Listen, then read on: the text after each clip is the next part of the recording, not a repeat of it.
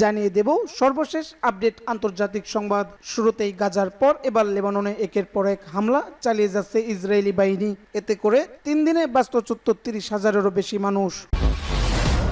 আরও থাকছে ইসরায়েলের কয়েকটি অবস্থানে হিজবুল্লাহর রকেট হামলা।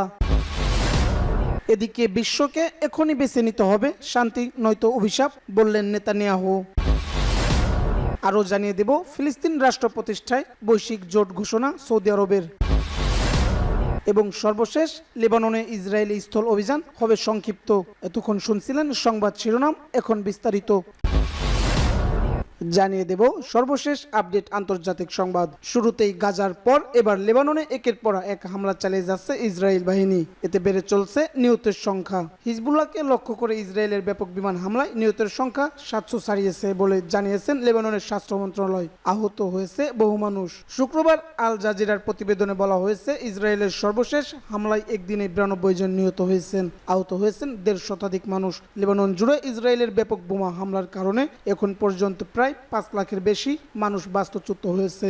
লেবাননের পররাষ্ট্রমন্ত্রী জানিয়েছেন, শুক্রবার পর্যন্ত 3 দিনে 30,000-এরও বেশি মানুষ বাস্তুচ্যুত হয়েছেন। গাজা যুদ্ধের প্রেক্ষাপটে 1 বছরে ধরে ইসরায়েল ও হিজবুল্লাহর মধ্যে আন্তঃসীমান্ত লড়াই চলছে। এতে অনেক মানুষ নিহত হয়েছেন, যাদের অধিকাংশ হিজবুল্লাহ যোদ্ধা। বৃহস্পতিবার লেবাননে দক্ষিণাঞ্চলে বৈরুতে ইসরায়েলি হামলায় হিজবুল্লাহ ড্রোন ইউনিটের প্রধান মোহাম্মদ সুরুর নিহত হয়েছেন। ইসরায়েলি সেনাবাহিনী এ খবর জানিয়েছে। ইরান সমর্থিত হিজবুল্লাহ এক বিবৃতিতে 51 বছর বয়সী মোহাম্মদ সুরুর নিহত হওয়ার খবর নিশ্চিত করেছে। এর আগে ইসরায়েলি সেনাবাহিনী এক বিবৃতিতে বলেছে, তাদের যুদ্ধবিমান সুরুরকে লক্ষ্য করে হামলা চালায়, এতে তিনি নিহত হন। এছাড়া ইসরায়েলের নৃশংস হামলায় ইতিমধ্যে লাখ লাখ মানুষ বাস্তুচ্যুত হয়েছে। হিজবুল্লাহ বলেছে, তারা হামাসের সমর্থনে কার্যক্রম চালাচ্ছে এবং গাজায় যুদ্ধবিরতি নিশ্চিত না হওয়া পর্যন্ত তারা তা থামাবে না। দুটি সংগঠনই ইরান সমর্থিত। সম্প্রতি গাজা থেকে দেশের উত্তরাঞ্চলে নজর ফেরানোর কথা জানিয়েছিল ইসরায়েল সরকার। এরপর যোগাযোগ যন্ত্র, পেজার ও ওয়াকিটকি বিস্ফোরণ ঘটিয়ে লেবাননের হিজবুল্লাহ গোষ্ঠীর ভিতর নাড়িয়ে দেয় ইসরায়েল। ওই ঘটনাকে হিজবুল্লাহর উপর বড় ধরনের হামলার পূর্ব প্রস্তুতি হিসেবে দেখা হচ্ছিল। এর মধ্যে গত সোমবার থেকে গোটা লেবানন জুড়ে নির্বিচার হামলা করে ইসরায়েলি বাহিনী। সবচেয়ে বেশি হামলা হয় হিজবুল্লাহ অধ্যুষিত দক্ষিণাঞ্চলে।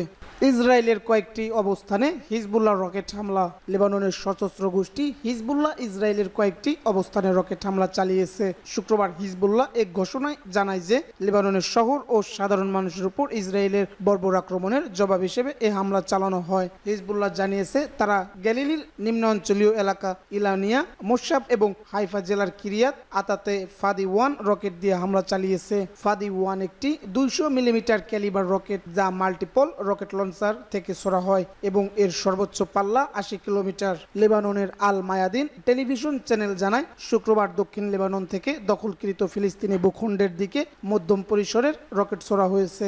এ বিষয়ে ইসরায়েলি সামরিক বাহিনীর মুখপাত্র জানান, লেবানন থেকে 10টি রকেট হাইফাই আঘাত হানে, যার ফলে উত্তর উপকূলীয় শহর ও আশেপাশের এলাকাগুলোতে সাইরেন বেজে ওঠে। হিব্রু ভাষার মিডিয়া হারেজ্জ জানায়, উত্তর ইসরায়েলের হাইফা, আঙ্কা, টিবেরিয়াস, বিশ্বকে এখনই বেছে নিতে হবে শান্তি নয়তো অভিশাপ। ইসরায়েলের প্রধানমন্ত্রী বেনিয়ামিন নেতানিয়াহু জাতিসংঘের সাধারণ পরিষদে 2টি মানচিত্র নিয়ে এসেছেন। শুক্রবার যুক্তরাষ্ট্রের নিউ ইয়র্কে পরিষদের 79তম অধিবেশনে দেওয়া ভাষণে তিনি তা প্রদর্শন করে বিশ্বকে এখনই একটি বাছাইয়ের আহ্বান জানান। নেতানিয়াহুর ভাষায়, তার হাতে থাকা মানচিত্রের একটি বিশ্বের জন্য শান্তির আশীর্বাদ এবং অপরটি অভিশাপ। অভিশাপের বিশ্বে সিরিয়া, ইরাক ও ইরানের মানচিত্র কালো রঙে ঢাকা, আর শান্তির মানচিত্রে এ 3 দেশ ও লেবাননের সার্বভৌমত্বের কোনো অস্তিত্ব নেই। প্রথমেই শান্তির মানচিত্র দেখিয়ে নেতানিয়াহু বলেন, ইসরায়েল এবং তার আরব অংশীদারদের এশিয়া এবং ইউরোপকে সংযুক্ত করে এগিয়ে যেতে হবে। এর জন্য একটি নিরাপদ পথ প্রয়োজন। কিন্তু দ্বিতীয় মানচিত্রটি দেখুন, এটি একটি অভিশাপের মানচিত্র। এটি সন্ত্রাসের একটি মানচিত্র, যা ইরান ভারত মহাসাগর থেকে ভূমধ্যসাগর ব্যাপী তৈরি করেছে এবং চাপিয়ে দিয়েছে। ইসরায়েলের প্রধানমন্ত্রী নেতানিয়াহু বলেছেন, তিনি মূলত এই বছর জাতিসংঘের সাধারণ অধিবেশনে না আসার ইচ্ছা করেছিলেন, তবে অন্যান্য বিশ্ব নেতাদের দ্বারা তার দেশের বিরুদ্ধে মিথ্যা ও অপবাদ শোনার পরে তিনি সিদ্ধান্ত বদলে এসেছেন। তার আসার উদ্দেশ্য সত্য বলা বলেও তিনি মন্তব্য করেন। তিনি আরো বলেন, আমরা বর্বর শত্রুদের মুখোমুখি হচ্ছি, যারা আমাদের ধ্বংসের চেষ্টা করছে। আমাদের অবশ্যই এই বর্বর খুনিদের বিরুদ্ধে নিজেদের রক্ষা করতে হবে। তারা কেবল আমাদের ধ্বংস করতে চায় তা নয়, বরং আমাদের সাধারণ সভ্যতাকেও ধ্বংস করতে চায়। আমাদের সবাইকে অত্যাচার ও সন্ত্রাসের অন্ধকার যুগে ফিরিয়ে দিতে চায়। ভবিষ্যৎ নিরাপদ করতে আমাদের দ্বিতীয় কোনো পথ খোলা নেই, আমাদের জিততেই হবে।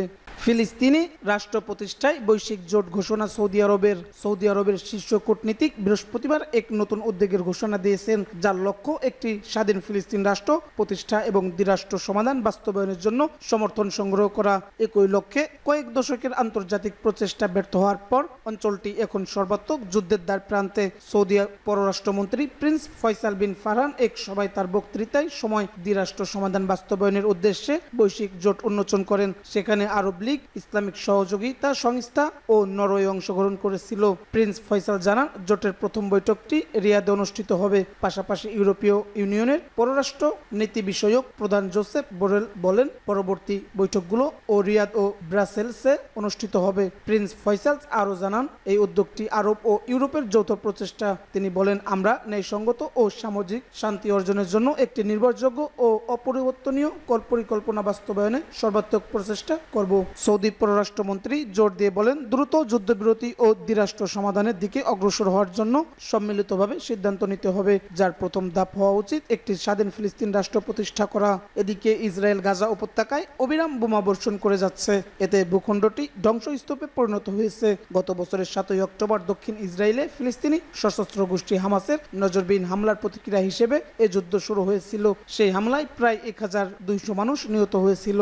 সেই সঙ্গে হামাস শত শত মানুষকে জিম্মি করেছিল, যাদের মধ্যে কয়েকজন নিহত হয়েছে এবং অনেকেই এখনো গাজায় রয়েছে। কিন্তু প্রিন্স ফয়সাল বলেন, চলমান যুদ্ধের পাশাপাশি পশ্চিম তীর আল আকসা মসজিদ এবং মুসলিম ও খ্রিস্টানদের অন্য পবিত্র স্থানগুলোতে ইসরায়েলের অপরাধের কারণে এক বিধ্বংসী মানবিক বিপর্যয় সৃষ্টি করেছে। তিনি আরো জোর দিয়ে বলেন, ইসরায়েলি সামরিক বাহিনীর করা বেসামরিক নাগরিকদের হত্যা, জোরপূর্বক বাস্তুচ্যুত, যুদ্ধের হাতিয়ার হিসেবে অন্তর্ভুক্ত রাখার চেষ্টা, উস্কানি, মানবিক অবমাননা এবং যৌন সহিংসতা সহ অন্যান্য অপরাধ ও নির্যাতনকে আত্মরক্ষার অধিকার দিয়ে ন্যায়সঙ্গত করা যায় না। লেবাননে ইসরায়েলি স্থল অভিযান হবে সংক্ষিপ্ত। একজন ইসরায়েলি নিরাপত্তা কর্মকর্তা শুক্রবার বলেছেন, লেবাননে হিজবুল্লাহর বিরুদ্ধে যে কোনো স্থল অভিযান দ্রুত সময়ে শেষ করা হবে, কারণ প্রায় 1 বছর ধরে চলা আন্তঃসীমান্ত যুদ্ধের কারণে অঞ্চলটিতে উত্তেজনা দ্রুত বেড়ে চলছে। এই মন্তব্য এমন সময় এলো যখন শীর্ষ ইসরায়েলি মন্ত্রীরা প্রধান মিত্র যুক্তরাষ্ট্র ও সহযোগীদের প্রস্তাবিত যুদ্ধবিরতি পরিকল্পনা প্রত্যাখ্যান করেছেন। পরিকল্পনাটি সর্বাত্মক যুদ্ধ প্রতিরোধের প্রচেষ্টা ছিল। নাম না প্রকাশের শর্তে ওই নিরাপত্তা কর্মকর্তা সাংবাদিকদের জানান, ইসরায়েলি বাহিনী একটি সম্ভাব্য স্থল অভিযানের জন্য প্রতিদিন প্রস্তুতি নিচ্ছে। নির্দিষ্ট সময়সীমা বা স্থল অভিযানের লক্ষ্য সম্পর্কে স্পষ্ট কিছু উল্লেখ করেননি। তিনি বলেন, আমরা এটি যতটা সম্ভব সংক্ষিপ্ত করার চেষ্টা করব।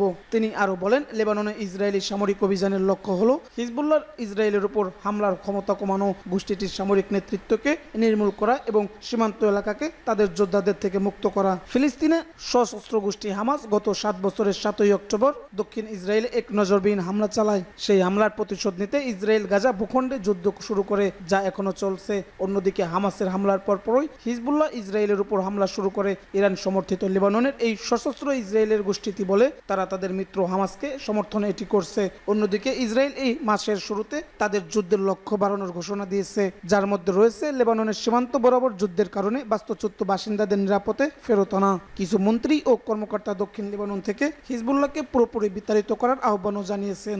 ইসরায়েলি নিরাপত্তা কর্মকর্তা আরও জানান, সাম্প্রতিক ইসরায়েলি বিমান হামলায় অনেক হিজবুল্লাহ যোদ্ধা নিহত হয়েছেন এবং সংগঠনটির সামরিক শক্তি উল্লেখযোগ্যভাবে কমে গেছে। তিনি বলেন, আমার মনে হয় তারা অনেক ক্ষমতা হারিয়েছে।